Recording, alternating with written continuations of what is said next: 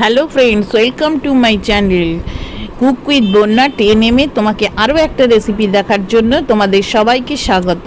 স্বাধীনতা দিবস উপলক্ষে আমি একটা কেক বানিয়েছিলাম, ভাবলাম সেই কেকের রেসিপিটা আজ তোমাদের সাথে আমি শেয়ার করি। খুব ভালো আমি একটা ডেকোরেশন করতে পারি না, তবুও ডেকোরেশনটা তোমাদের কেমন লাগলো তা কিন্তু অবশ্যই আমাকে কমেন্ট করে জানিও। আর তোমরা কী কী ধরনের কেক বানাও সেটাও কিন্তু আমার ইনস্টাগ্রাম পেজে শেয়ার করতে পারো, তার লিঙ্ক আমি নিচের ডেসক্রিপশানে দিয়ে দিয়েছি। কেকটা দেখতে যেরকম হোক, খেতে কিন্তু অসাধারণ হয়েছিল। তাহলে চলো দেখে নিই কীভাবে আমি বানিয়েছি। Let's start this recipe, easy cooking with me. দেখো তিনটে কালার কিন্তু কত সুন্দরভাবে আইডেন্টিফাই করা যাচ্ছে।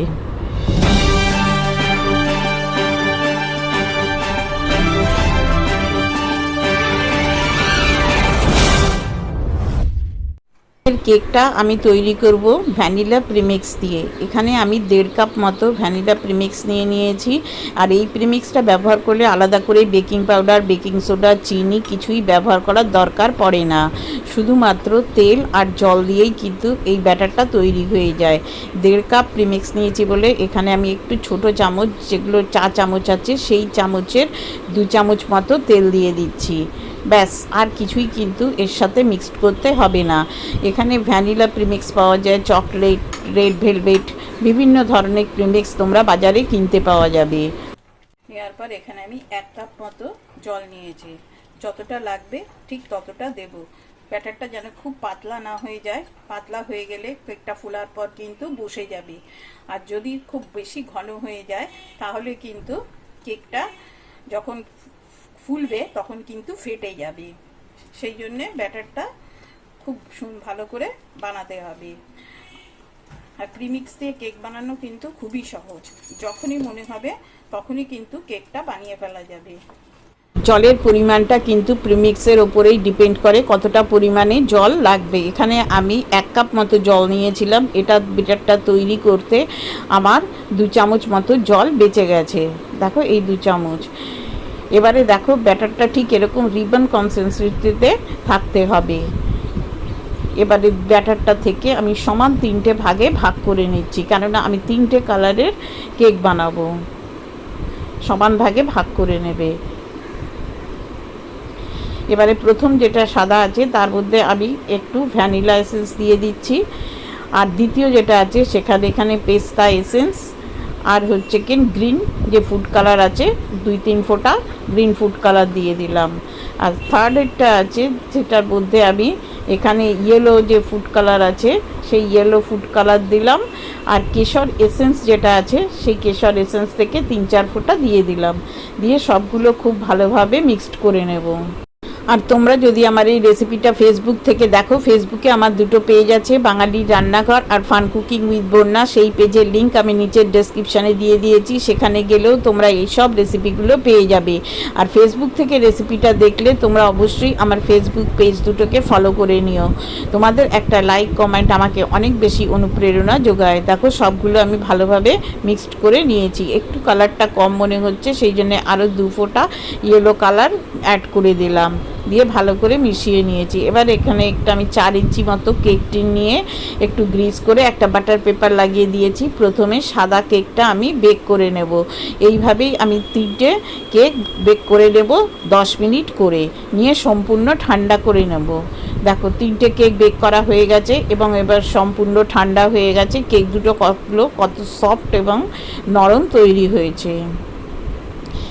এবারে পরের স্টেপে এখানে আমি 1 কাপ মতো হুইপড ক্রিম নিয়েছি। হুইপড ক্রিমটা কিন্তু একটুখানি ডিপ ফ্রিজ থেকে বের করে নর্মাল ফ্রিজে রাখবে। এবারে এটাকে প্রথমে লো স্পিডে বেক করার পর হাই স্পিডে বেক করবে ততক্ষণ অবধি যতক্ষণ না এটা এরকম উবুর করলে এটা পড়বে না, একটা সফট পিক তৈরি হবে। এবারে ওপরের অংশটা আমি কেটে বাদ দিয়ে দিলাম। এইভাবেই 3টে কেক আমি কেটে নিয়েছি।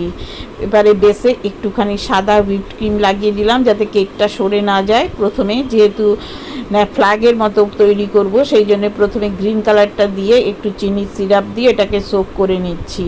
নিয়ে ওপরে প্রথমে গ্রিন দিয়ে একটা কোটিং করে দেব। আর চিনি সিরাপটা দিয়ে সোক করলে পরে ক্রিমটা কেকটা ফ্রিজে রাখার পরও কিন্তু এটা সফট থাকবে। দেখো এইভাবে একটা হালকা করে একটা ক্রিমের বেস করে নেবে। কিন্তু আমি খুব বেশি একটা ক্রিম ব্যবহার করিনি, যেহেতু আমার বাড়িতে খুব বেশি ক্রিম পছন্দ করে না, সেই জন্যে আমি অল্প ক্রিম ব্যবহার করেই কিন্তু কেকটাকে বানাচ্ছি। প্রত্যেকবার একটা করে বেস দেবে আর একটু চিনি জল দিয়ে এটাকে সোক করে নেবে। এবারে আমি দিচ্ছি ইয়েলো কালারটা দিয়ে, এবারে এটাকেও এরকমভাবে সমানভাবে স্প্রেড করে নিয়ে এর উপরে আবার থার্ড লেয়ারটা রেখে দিলাম।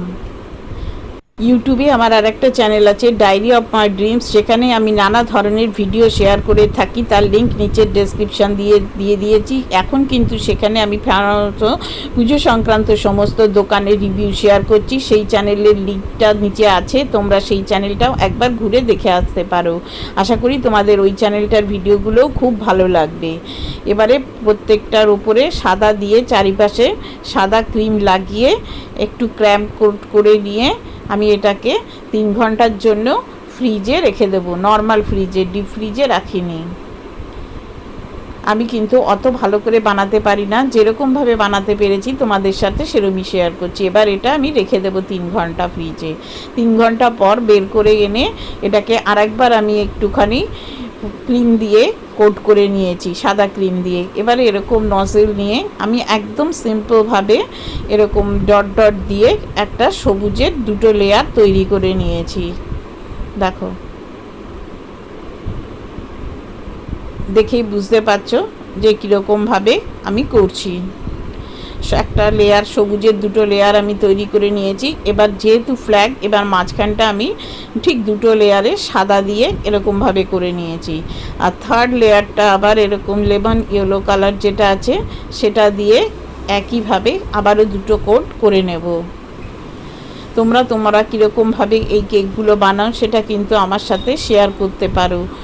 ইনস্টাগ্রাম এবং ফেসবুকে আমার 2টো পেজ আছে, তার লিঙ্ক নিচের ডেসক্রিপশানে দিয়ে দিয়েছি। সেখানে ক্লিক করে তোমরা তোমাদের রেসিপিগুলো সেখানে আমার সাথে শেয়ার করতে পারো।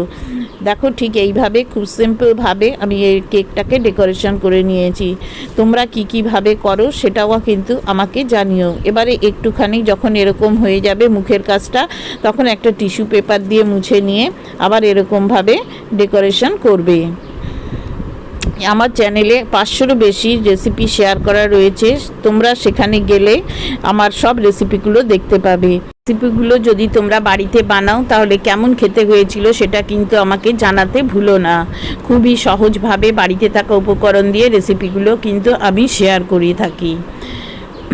দেখো, এবারে আমি সবুজটা দিয়ে ঠিক একইভাবে এরকমভাবে ডেকোরেশন করে নিচ্ছি। আমি কিন্তু অত ভালো করে পারি না, যেরমভাবে পারি সেরমভাবেই তোমাদের সাথে শেয়ার করলাম। দেখো, 3টে ঠিক এরকমভাবে আমি সমানভাবে ডেকোরেশন করে নিই। এবার মাঝখানে একটা অশোক চক্র দিয়ে আর কিছু বাটারফ্লাই দিয়ে আর এরকমভাবে চকলেট দিয়ে এরকম ডিজাইন করে বানিয়ে নিয়েছি, সেগুলো দিয়ে পুরো কেকটা ডেকোরেশন করে দিলাম। আর যেহেতু আমাদের জাতীয় ফুল পদ্ম, সেই জন্যে আমি একটা পদ্মের চকলেট বানিয়ে এখানে রেখে দিলাম। এবারে চলো দেখি কেটে নিয়ে ভেতরটা কেমন হয়েছে। দেখো, ভেতরটারও কিন্তু 3টে লেয়ার খুব সুন্দরভাবে বোঝা যাচ্ছে।